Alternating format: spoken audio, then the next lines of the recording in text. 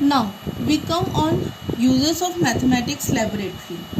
So first of all, the important use of mathematics laboratory would be making teaching of mathematics interesting and purposeful for the students. It provides activities that arouse the curiosity and maintain the interest of the students as well, and enable students to develop proper skills in handling equipment and gadgets.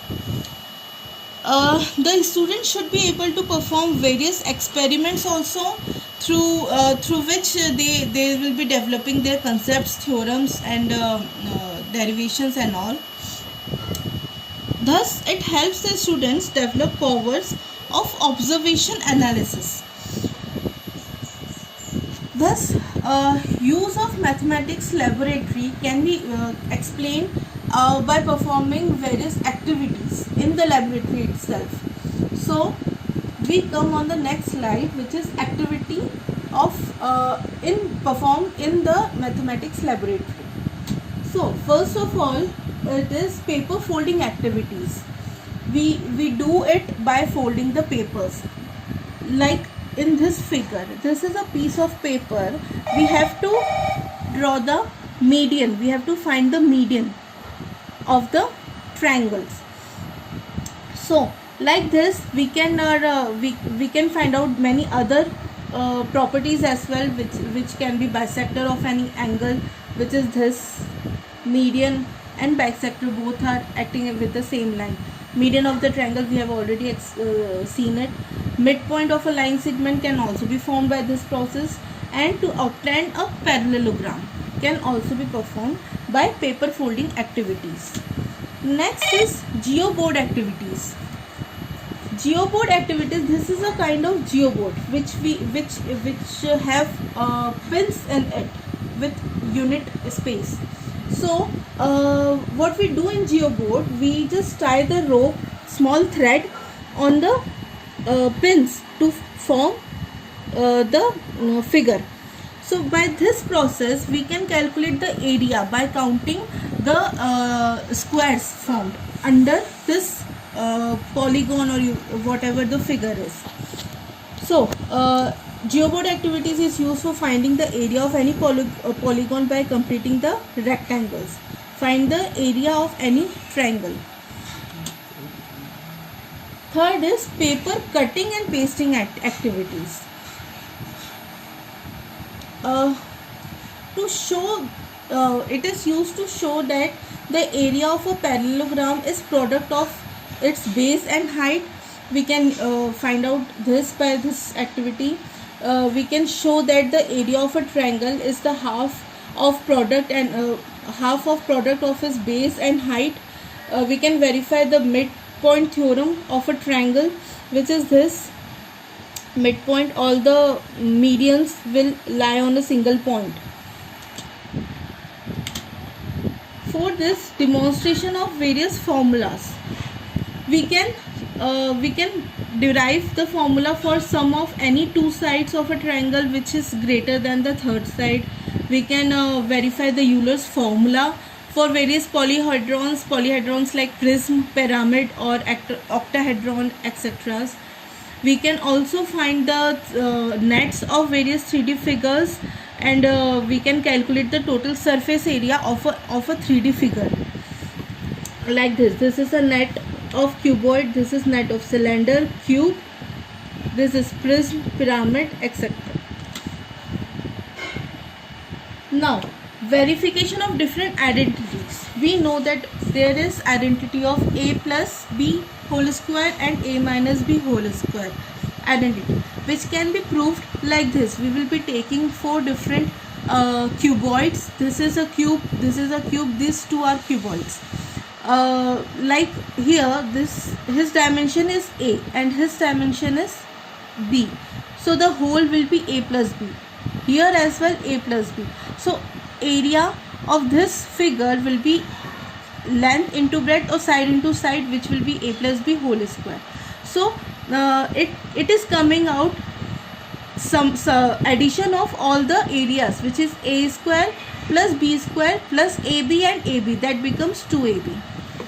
Like this we can find for a square minus b square, which is equal to a plus b, a minus b as well. In this figure we can see that. We can also find the formula for a plus b whole cube. Here we are using cube. This is a, this dimension is a, this small one is b, and we know the formula for volume of a cube is base into height into side. So here it is all the sides are a plus b, a plus b, a plus b. So the formula will be a plus b whole cube. And over here we can say a cube, which is this volume of this portion. B cube is this volume of this small cube. Plus we are getting 3a square b, a square b, a square b, and one more behind it. And we are getting 3ab square, which is ab square, and ab square. So we are getting 3ab square. Similarly, we can also derive the formula for a plus b plus c whole square as well.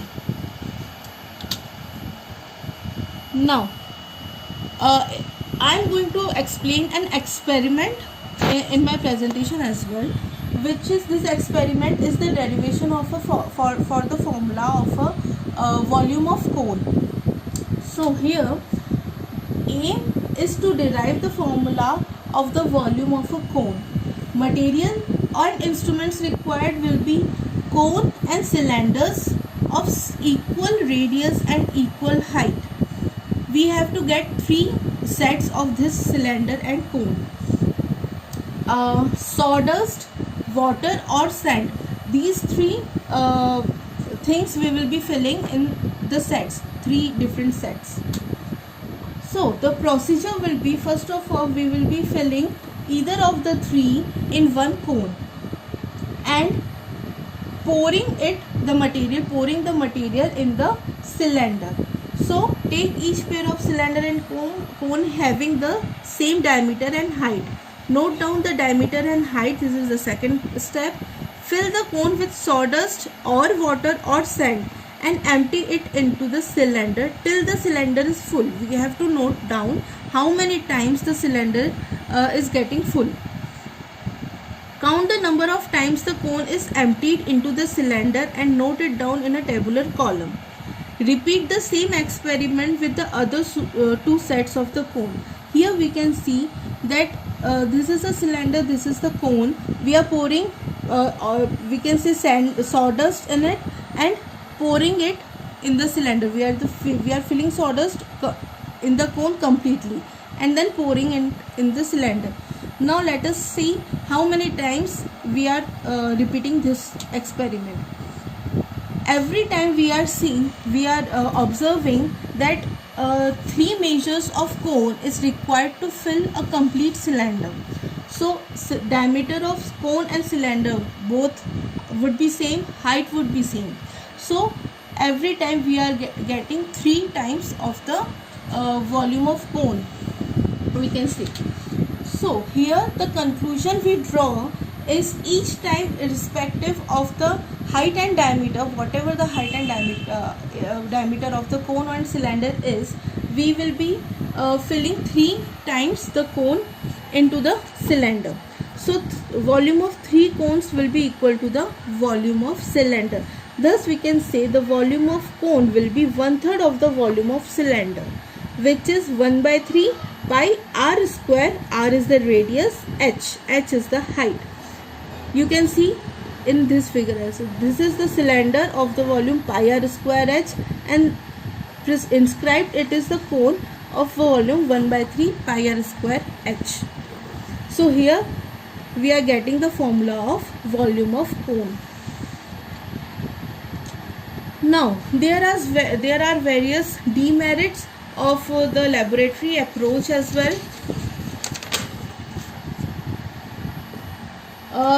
This process is not a quick process and it needs attention of the teacher as well.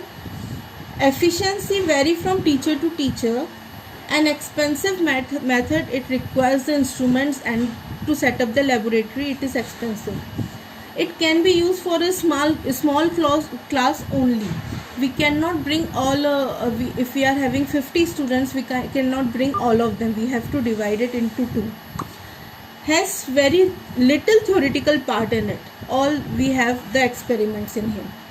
Requires properly equipped laboratory, require a lot of planning and organization to plan the laboratory, suitable only for certain topics. Not every topic, every concept of mathematics can be explained in the laboratory.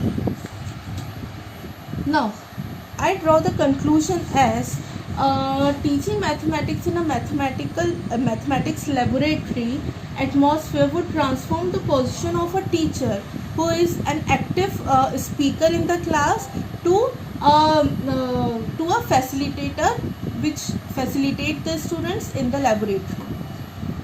And the conceptualization of mathematical ideas stimulates the growth of analytical thought in the students. The conceptual understanding will better enable the students to handle logical and complex information through their lives. They will be remembering whatever they will be experimenting in the laboratory, they will be remembering it throughout their life. So here my topic ends. Thank you very much for listening and understanding me. Please let me know what your reviews are. Thank you.